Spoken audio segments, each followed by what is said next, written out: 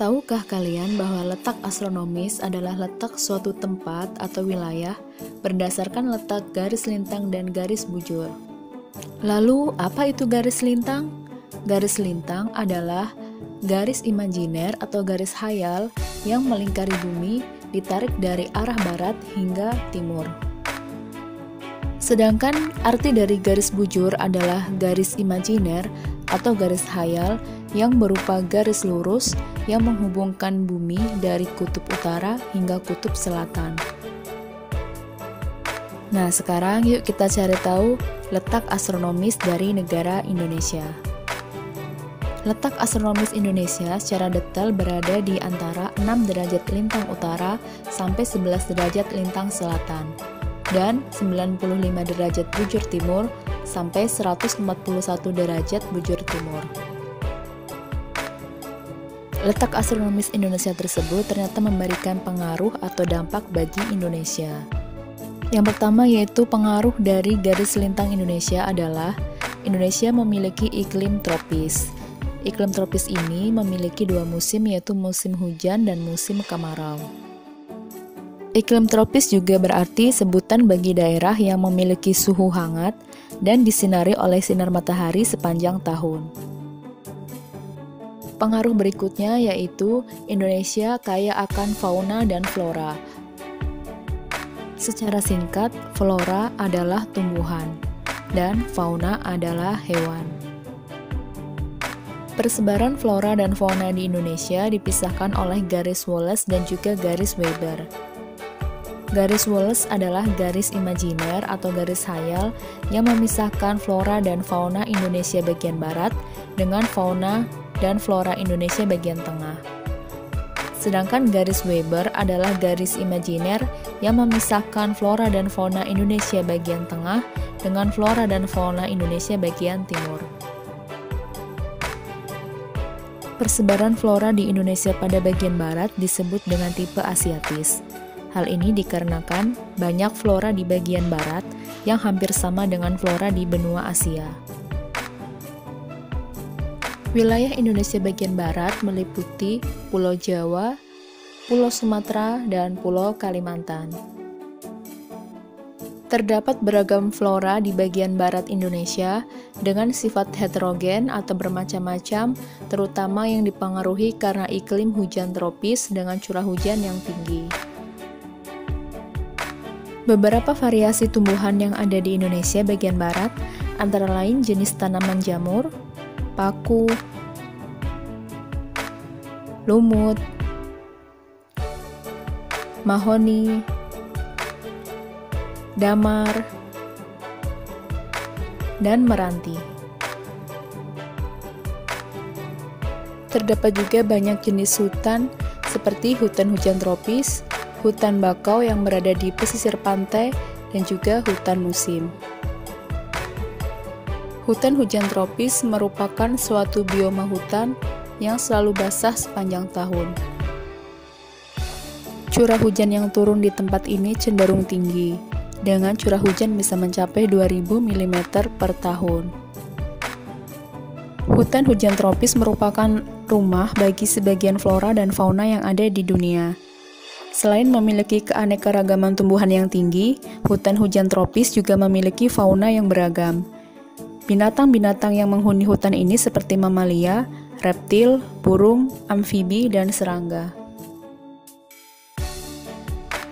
Hutan hujan tropis dapat ditumbuhi berbagai macam tumbuhan, karena sepanjang tahun hutan ini menerima sinar matahari yang cukup, air yang cukup, dan curah hujan yang cukup. Pohon-pohon utama di hutan ini memiliki ketinggian dari 20-40 meter, berdaun lebar dan lebat, dan selalu hijau. Hutan hujan tropis umumnya ditinggali oleh binatang yang hidup di pohon, seperti burung dan beragam spesies primata. Yang berikutnya adalah hutan bakau. Hutan bakau disebut juga hutan mangrove. Adalah hutan yang tumbuh di air payau dan dipengaruhi oleh pasang surut air laut.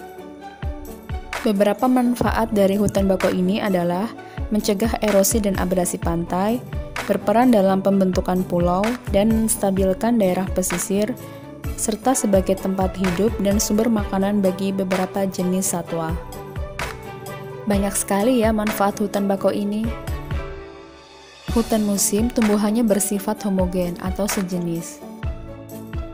Tumbuhan yang dapat hidup di hutan musim adalah tumbuhan yang mampu beradaptasi atau menyesuaikan diri dengan musim kemarau dan musim penghujan, serta tahan terhadap kekeringan.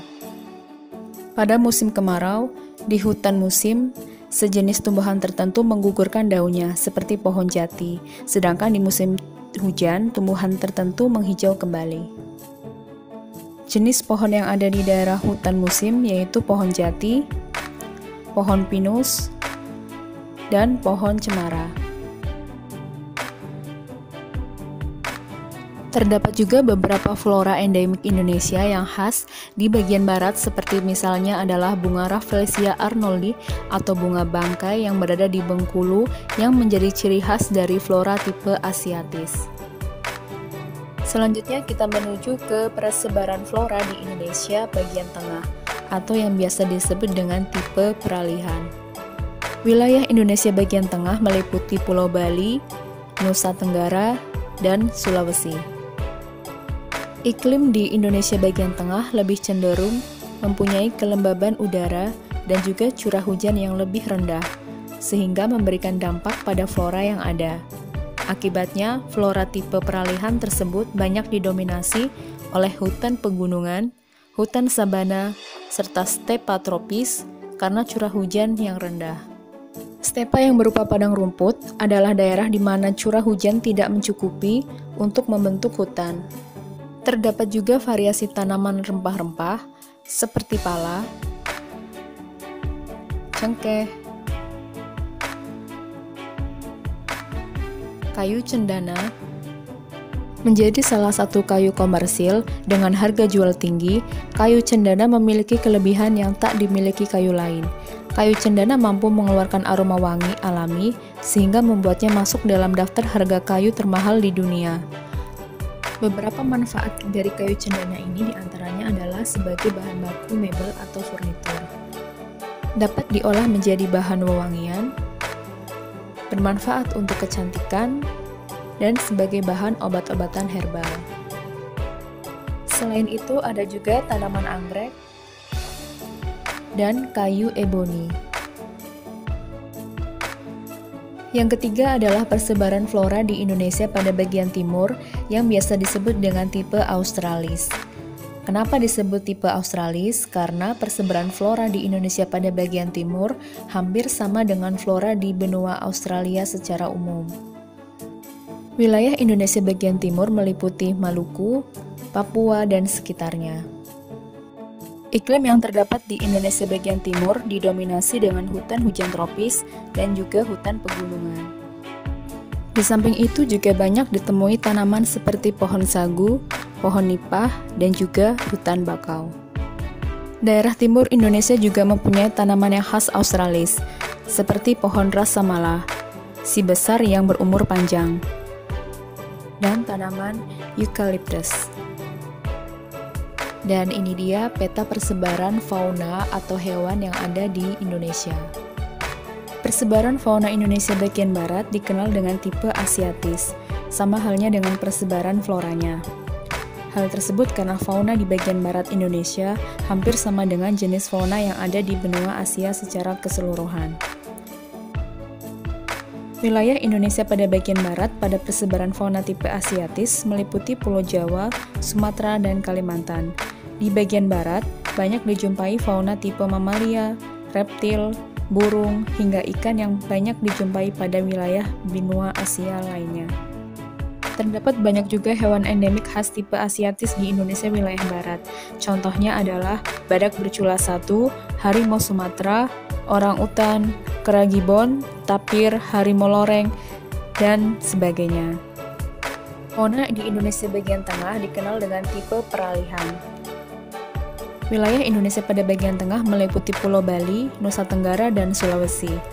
Karena letaknya yang berada di tengah, terdapat beberapa fauna tipe Asiatis serta Australis yang masih masuk dalam tipe peralihan ini. Contohnya adalah kera atau fauna australis seperti kuskus juga banyak ditemui di wilayah Indonesia pada bagian tengah ini.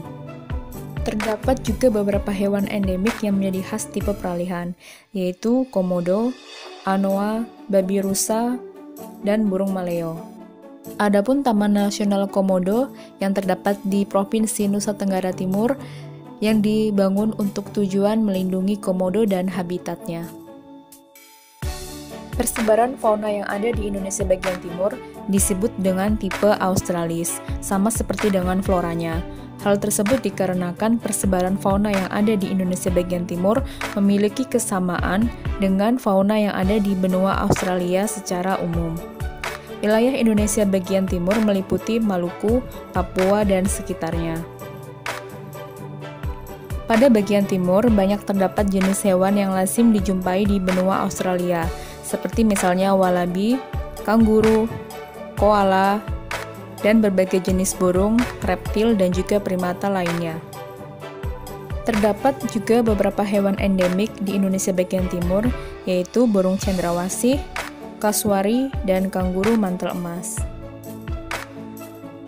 Pengaruh lain dari garis lintang Indonesia adalah Indonesia memiliki suhu dan cuaca yang baik untuk kegiatan pertanian dan perkebunan.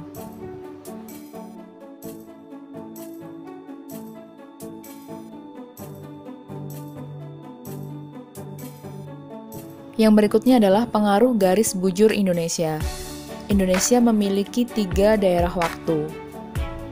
Yang pertama adalah waktu Indonesia bagian barat atau yang sering disingkat dengan WIB. Daerahnya meliputi Pulau Jawa, Pulau Sumatera, Kalimantan Barat, dan Kalimantan Tengah. Yang kedua adalah waktu Indonesia bagian tengah atau yang sering disingkat dengan WITA. Daerahnya meliputi Kalimantan Selatan, Kalimantan Timur, Kalimantan Utara, Sulawesi, Bali, Nusa Tenggara Barat, dan Nusa Tenggara Timur. Yang ketiga adalah waktu Indonesia bagian timur atau sering disingkat WIT, daerahnya meliputi Maluku Utara, Maluku, dan Papua. Selisih waktu antara Indonesia bagian barat dengan Indonesia bagian tengah adalah 1 jam, sedangkan selisih antara waktu Indonesia bagian barat dengan Indonesia bagian timur adalah 2 jam. Selisih waktu antara Indonesia bagian tengah dengan Indonesia bagian timur hanya 1 jam. Sebagai contohnya, apabila di Indonesia bagian barat menunjukkan pukul 1 siang, maka di Indonesia bagian tengah sudah menunjukkan pukul 2 siang. Dan di waktu Indonesia bagian timur atau daerah waktu Indonesia bagian timur sudah menunjukkan pukul 3 siang.